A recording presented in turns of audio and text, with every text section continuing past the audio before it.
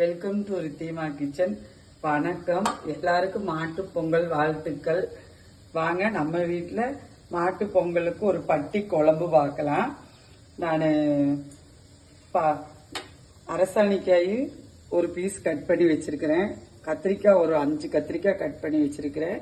தக்காளி 1 தக்காளி கட் பண்ணி வச்சிருக்கேன். சின்ன வெங்காயம் ஒரு 15 எண்ணெய் எடுத்து வச்சிருக்கேன். 1½ ஸ்பூன் தேங்காய் எடுத்து வச்சிருக்கிறேன்.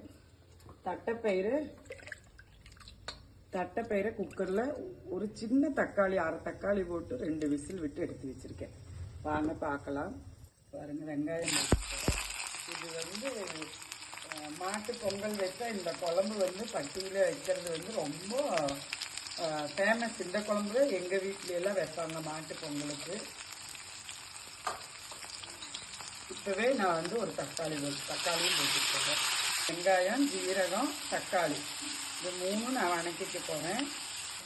இவ்வளோ வணக்கிக்கலாம். காஞ்ச கருவேப்பிலை இவ்வளவு போட்டுட்டு போறேன். காஞ்சது போட்டுட்டு போறேன்.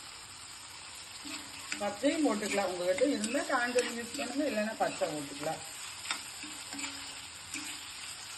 வரமல்லி போடுறவங்க வரமல்லியும் போட்டுக்கலாம், வர மிளகாயும் போட்டுக்கலாம் இந்த டைம் போடுறவங்க.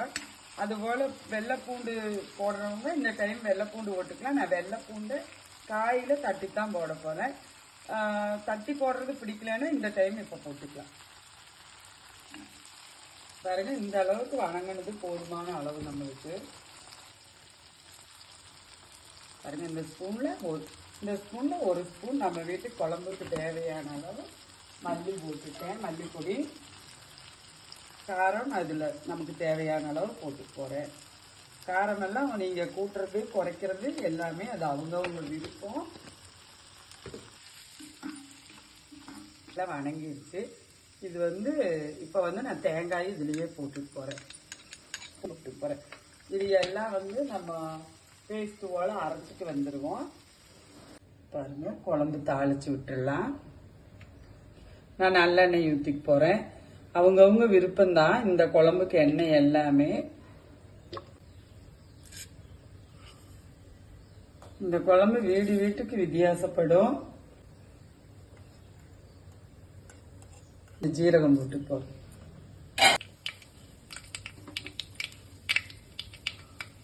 பாருங்க, இது நல்லா பொரிஞ்சு வந்துருச்சு. டைம் நான் கருவேப்பிலை போட்டுக்கிறேன்.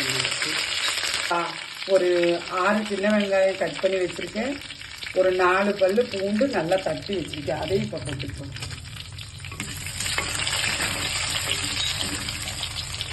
2 வரமிளகாயும் போட்டு வாங்கிட்டு போறேன். கத்திரிக்காய் போட்டு போறேன்.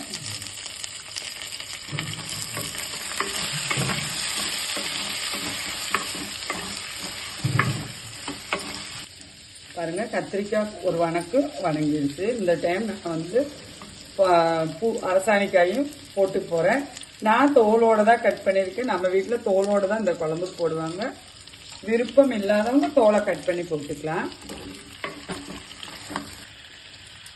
பாருங்க, அதுவும் ஒரு வணங்கிடுச்சு. இந்த டைம் நான் பெருங்காயப்பொடி ஒரு சிட்டியை போட்டுற போறேன்.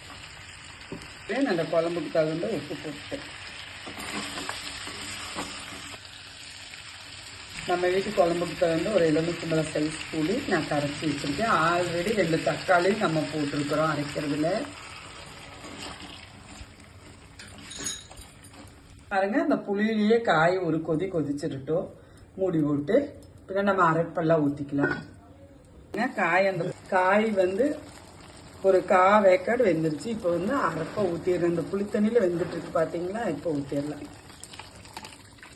இந்த குழம்பு வீட்டுக்கு வித்தியாசப்படும். இது நிறைய டைப்ல வைக்கலாம். பொங்கல் குழம்பு ஊருக்கும் வித்தியாசப்படும். இது நம்ம பொள்ளாச்சி ஸ்டைல் குழம்புங்க. நம்ம பட்டியலாம் இப்படிதான் வைப்பாங்க. பாருங்க, இந்த டைம் நான் அரைப்பை ஊத்திட்டு பாருங்க, அரைப்பு ஊத்துன அப்புறம் நம்ம குக்கர்ல நான் தட்டைப்பயிர் வேக வச்சிருக்கேன். அதையும் இதுல ஊத்திட்டு போறேன். பாருங்க, இது கூட எல்லாமே வெந்துருச்சுன்னா நம்ம இறக்கும் போது பார்க்கலாம். நல்லா கொதிச்சு வேகுது. கூட வீட்டுல இதுலயே அவரைக்காயும் போடுவாங்க, உருளைக்கிழங்கும் போட்டு வைப்பாங்க. நம்ம வீட்டுல இப்படிதான் வைக்கிறது வழக்கம். பாருங்க இந்த டைம் வந்து இவ்வளவு வெல்லம் போட்டுக்கோறேன். இது வந்து அவங்கவுங்க விருப்பம் தான். ஏன்னா பசாணி காயிலே ஒரு இனிப்பு இருக்கும். பாருங்க காயெல்லாம் நம்மளுக்கு வெந்துருச்சு. இந்த பாத்திரத்தோட சூட்லயே இந்த வெள்ளம் கருகிரும். பாத்தீங்களா, இப்படிதான் வரும் இந்த குழம்பு. இது வந்து தேங்காய் இல்லாம அதெல்லாம் நான் போட்ட மசாலா ஐட்டம்ஸ் மாத்திரம் அரைச்சு வைக்கலாம். தேங்காய் போடாம இந்த மசாலா ஐட்டம்ஸ் மாத்திரம் அரைச்சு குழம்பு வைக்கலாம். வாங்க நம்ம வீட்டுல பொங்கல் சாப்பாடு சாப்பிடலாம். நன்றி, வணக்கம்.